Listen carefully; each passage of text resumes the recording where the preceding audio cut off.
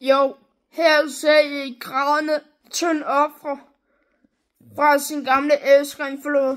Jeg laver en YouTube-sang i morgen. Hvordan det var at være et grædende ofre. Et ofre for sin gamle elsker forlod. Som der var altid så pisse møder hele tiden. Og skulle gå ud over sin renforlod.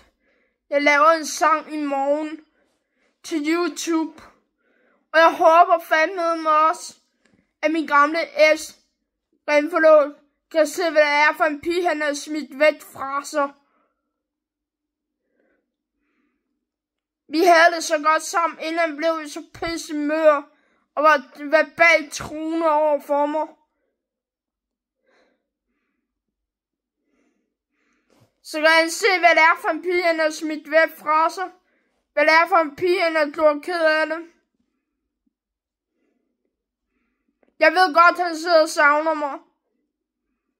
Men jeg savner også vores gamle lag, vi var sammen. Hvor vi lavede noget sammen med hinanden, og ikke bare sad og glodede i en dumme, latterlig lorte game spilleverden. Det var også en af de grunde til, at jeg var irriteret på ham. Det var fordi, han sad og gamede for meget.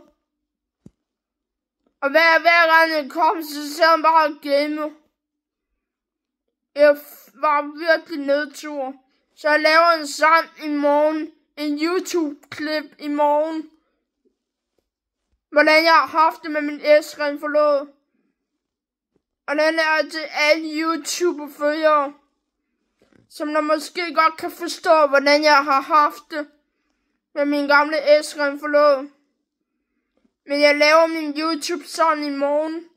Ind på YouTube.